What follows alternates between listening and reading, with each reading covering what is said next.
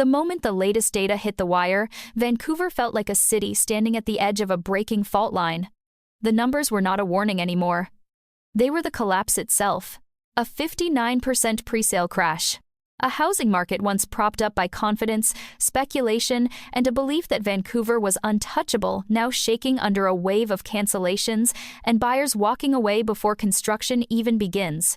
And beneath that data sits something even more unsettling. An intensifying mortgage pain spreading across the city like a tightening vice. People who once believed they were insulated from national trends are suddenly staring at interest rate renewals that feel like a financial ambush. It all forces one chilling question across Vancouver tonight. With presales collapsing this fast and mortgage pressure rising this sharply, what happens next? Before we go any further, if you want to stay ahead of this unfolding crisis, make sure you subscribe to Housing Crisis Alert. This channel tracks every shift in Vancouver, Toronto, Surrey, Calgary, and beyond, giving you the updates that mainstream outlets refuse to explain. Subscribing keeps you one step ahead of the shockwaves now moving through Canada's housing system. The incident did not begin with a single event. It was a series of signals ignored for months. Developers whispering about slow traffic in sales centers.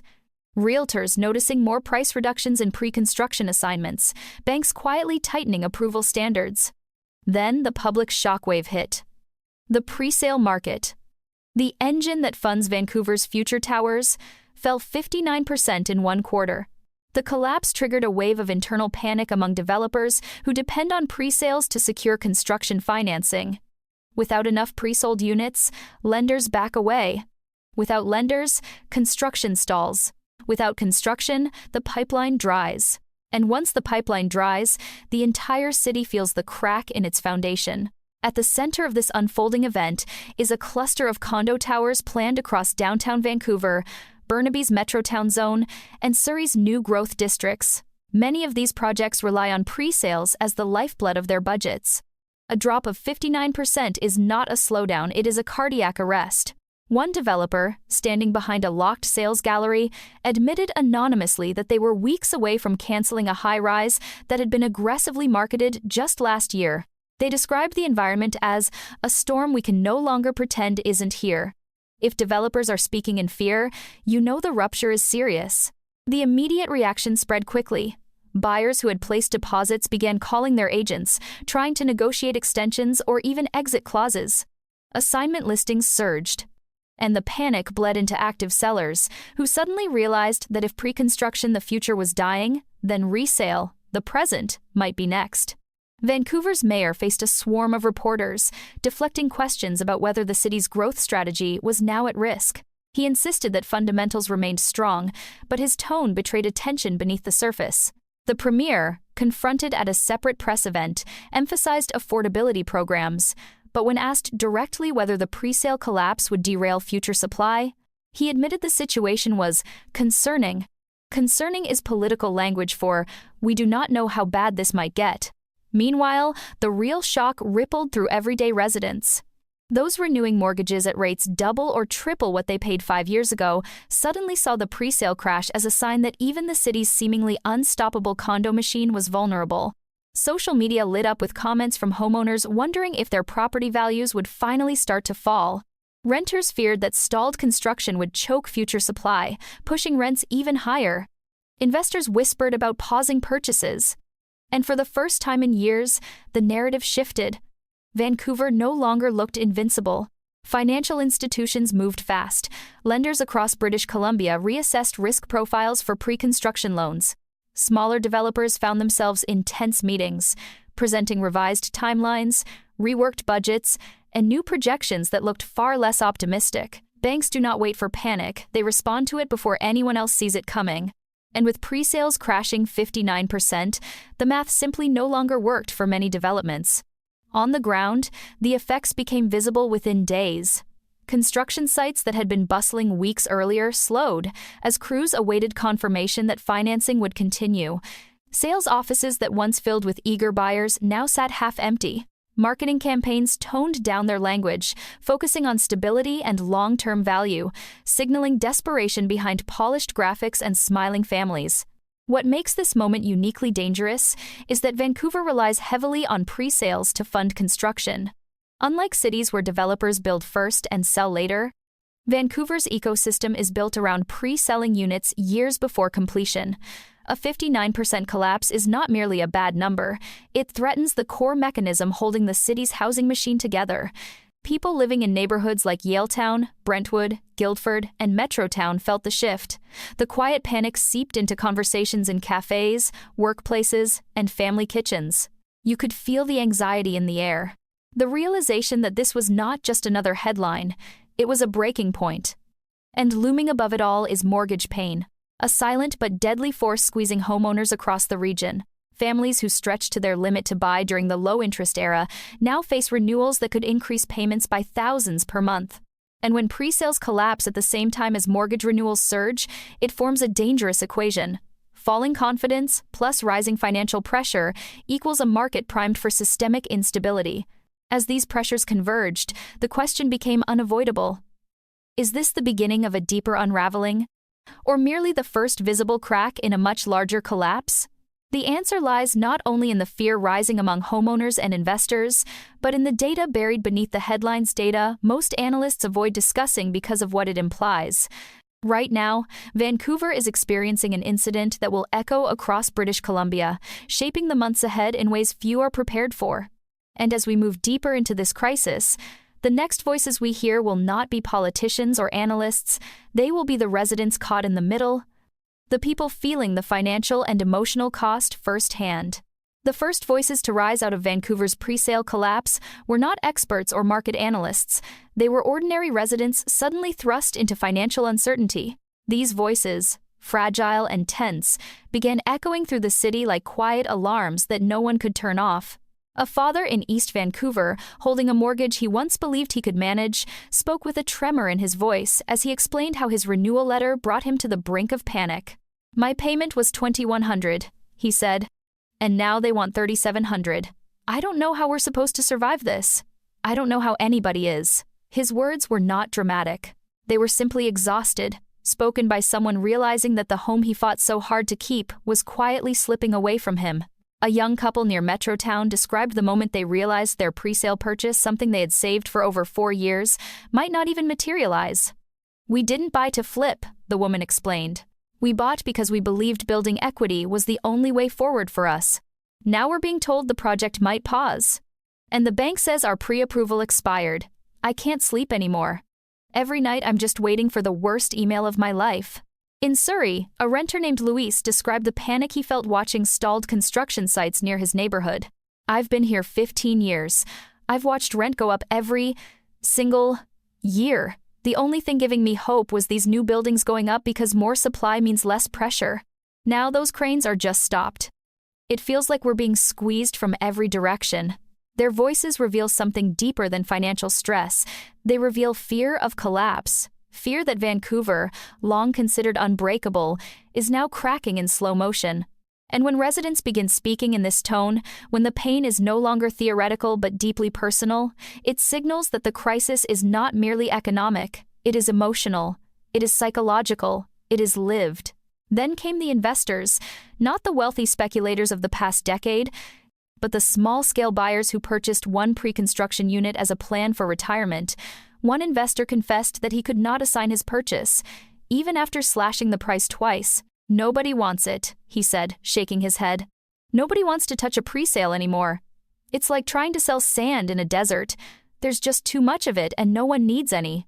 These stories, painful, raw, and unfiltered, form the backdrop of Vancouver's 59% presale collapse. But to understand how deep this crisis might run, we need to step beneath the surface. Because behind every incident, behind every emotion, behind every shaky voice, is the data, the hidden data quietly telling a story far more alarming than the headlines suggest. For years, Vancouver's presale system has relied on a simple formula. Developers sell 60 to 70% of units before construction, then secure financing. But what happens when developers cannot reach those thresholds? The banks step back, loans tighten, timelines stretch. Some projects stall. Others die silently, without announcements, leaving buyers stranded. And this is exactly what the newest numbers reveal. The 59% collapse is only the headline. The deeper truth is that inventory has ballooned to its highest pre-construction level since 2008, yet absorption rates have fallen to their lowest point in a decade. That means Vancouver is flooding the market with units that buyers no longer want or can no longer afford. OSFI's internal data, rarely discussed publicly, shows a surge in risk-scored mortgages across British Columbia, especially among households renewing between 2024 and 2026. One report notes that 22% of recent renewals now qualify as high-stress households, a bureaucratic phrase meaning the borrowers are one financial shock away from default.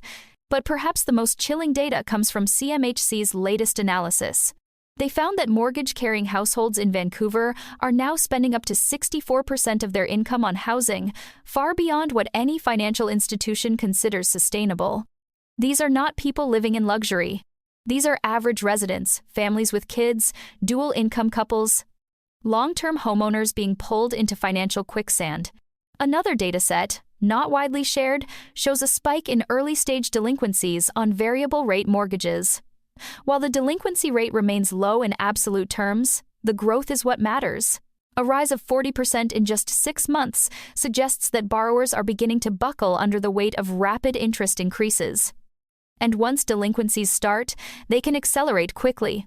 The presale crash amplifies this risk. Why? Because presales are the forward signal for market confidence. When presales fall, it means the future pipeline is destabilizing. And when the pipeline destabilizes, lenders worry not just about new projects, but about the stability of the homeowners tied to those projects. The data paints a picture of a city facing a multi-layered crisis. Construction slowing, mortgage stress rising, pre-sales collapsing, and financial institutions tightening their calculations. This is not a single event. This is a system buckling under pressure. And yet, the most explosive revelation is buried deep in a CMHC report from late last quarter.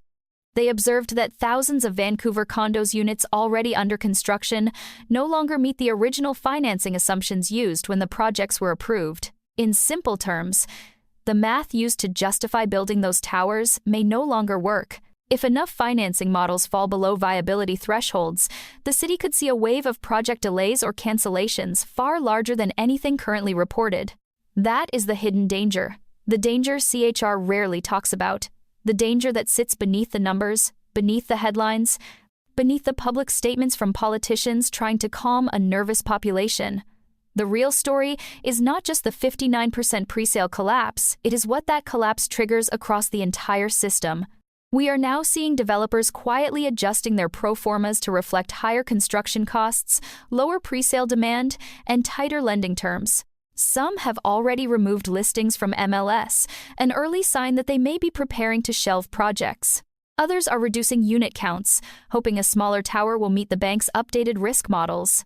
And here is where the crisis tightens even further. Vancouver's construction sector is built on momentum. If too many projects slow at once, labor demand drops. When labor demand drops, workers leave the region. When workers leave, construction becomes even harder to restart. A feedback loop forms a loop that can take years to reverse. The data also shows a sharp divergence between high-income and middle-income households. Wealthier segments can absorb rate hikes, but the middle-class teachers, nurses, office workers, tradespeople are being pushed to the edge. These are the voices filling social media with testimonies of fear. These are the people who will shape the next stage of the crisis, because when the middle collapses, the system cannot support itself. The combination of emotional strain and financial pressure has created a psychological tipping point across Vancouver. People are no longer asking whether the market will correct, they are asking how bad the correction will be and how far the fallout will spread. What makes this moment uniquely precarious is that the presale crash is not happening in isolation. It is happening during a period of intense mortgage renewals, rapid population growth, slowed construction, and heightened financial stress. Any one of these factors is manageable, but all of them combined, that is the blueprint for a systemic event. And this is why the crisis cannot be understood through surface-level analysis. To understand where Vancouver is heading, we need to examine how these forces ripple across the region, how this presale collapse spreads into the broader ecosystem, from Surrey to Richmond, from Burnaby to Toronto, and eventually across the entire country. Because the numbers tell us one story. But the real impact has only begun. To understand the scale of what Vancouver is facing, we have to zoom out from the presale collapse itself and trace the chain reaction rippling through British Columbia and beyond. Every shock in Vancouver's real estate market sends tremors throughout the province, and this 59% presale crash is no exception. It is a blow landing at the very center of the system, and its impact radiates outward, touching communities, industries, and entire regions that depend on a stable housing pipeline to survive. In Vancouver, the immediate consequence is a tightening of financial conditions. With developers struggling to hit presale thresholds, banks are pulling back, scrutinizing projects more aggressively, and demanding stronger guarantees. Construction timelines stretch, budgets inflate, and in some cases, crews stand idle not because the land is not ready, but because the money is not there. When developers stall, subcontractors suffer. When subcontractors suffer, tradespeople face layoffs. And when tradespeople leave the city for steadier work elsewhere, the entire system loses the labor force it needs to recover. This is the first link in the crisis chain. A presale collapse becomes a construction slowdown. A construction slowdown becomes a labor contraction. And a labor contraction becomes a long-term structural weakness that can take years, sometimes a decade, to rebuild. But the second link in this chain is even more troubling. When construction slows, supply shortages worsen. Vancouver is already one of the most supply-constrained cities in North America, and the only way to address that reality is to build faster than population growth. Yet British Columbia's population is rising at record speed, driven by inward migration from other provinces and newcomers arriving from around the world. More people, fewer homes, more competition, higher pressure. This is where the crisis takes an unexpected turn. While presales are collapsing, demand is still rising. The disconnect between demand and supply creates a scenario where prices may not fall the way many expect, not because the system is healthy, but because supply is being throttled at the source.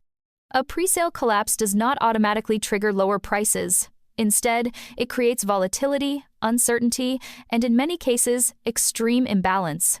In neighborhoods across Vancouver Commercial Drive, Kitsilano, Mount Pleasant residents are already reporting intense competition for rentals, even as presales crumble. The paradox is that the collapse at the top of the pipeline makes the bottom of the pipeline even tighter.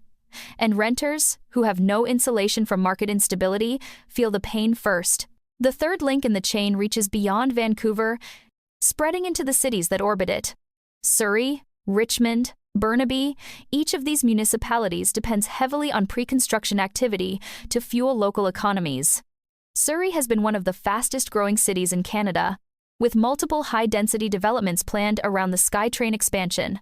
But that growth relies on presales. A 59% crash means Surrey's expansion could slow dramatically, leaving behind half-finished towers, delayed infrastructure, and rising pressure on existing housing stock.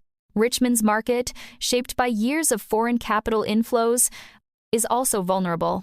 When confidence drops in Vancouver, investors pull back from surrounding regions. Listings rise. Sales fall.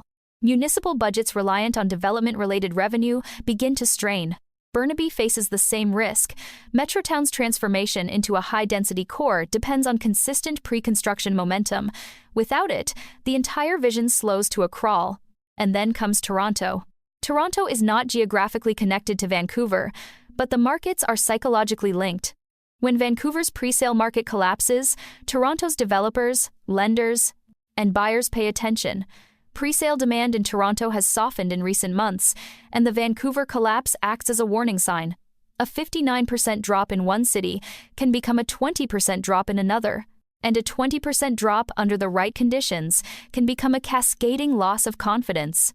Already, Toronto's investors are referencing Vancouver's numbers.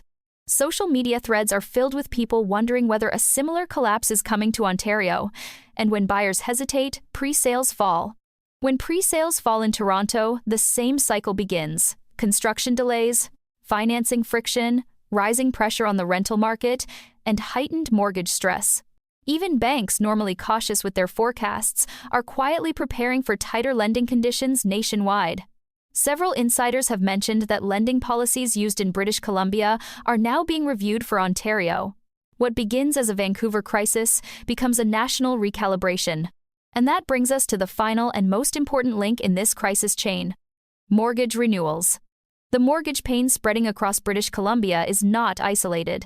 It is synchronized with a national renewal cycle that will peak in 2025 and 2026. Millions of Canadians will face higher payments, and those in Vancouver already carrying some of the highest debt-to-income ratios in the country are especially vulnerable. A presale collapse in this context becomes more than a housing story. It becomes a financial stability story. Homeowners under pressure may cut spending, reduce investments, delay life decisions, or even consider selling. Investors facing negative cash flow may offload units. Renters facing insufficient supply may experience bidding wars. And with fewer new units entering the market, the stress compounds. This is why analysts warn that the presale collapse could ignite a broader reckoning.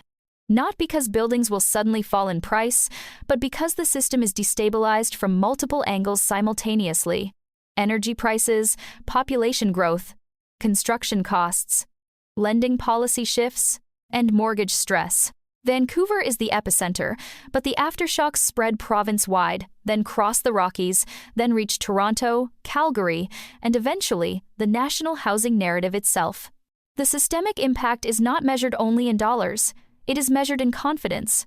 When confidence breaks, the market does not move, it shudders, it hesitates, and hesitation births volatility.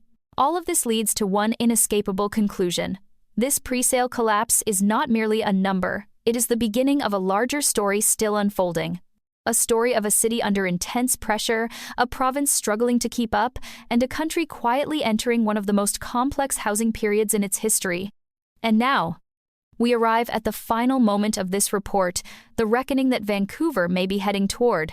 As this crisis continues to evolve, one truth becomes clearer each day: the stability Vancouver once relied on is gone.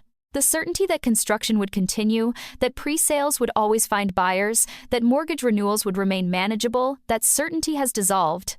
What remains is a fragile market being pulled in multiple directions, each one capable of triggering a deeper breakdown. So what comes next? The coming months will test Vancouver's resilience. More projects may stall. Mortgage renewals will tighten budgets further. Rental competition may intensify. And if confidence weakens even more, the market may enter a prolonged period of volatility that reshapes the city's trajectory for years to come. This is not a prediction of collapse. It is a warning of destabilization, a warning that the system is under stress from all directions, and that the consequences will ripple outward faster than many expect. If you want to stay ahead of these developments, if you want to understand the numbers, the stories, the political decisions, and the economic forces shaping Vancouver's future, make sure you subscribe to Housing Crisis Alert. Because this story is not ending. It is only beginning. And being informed may be the most important tool you have in navigating the uncertain road ahead.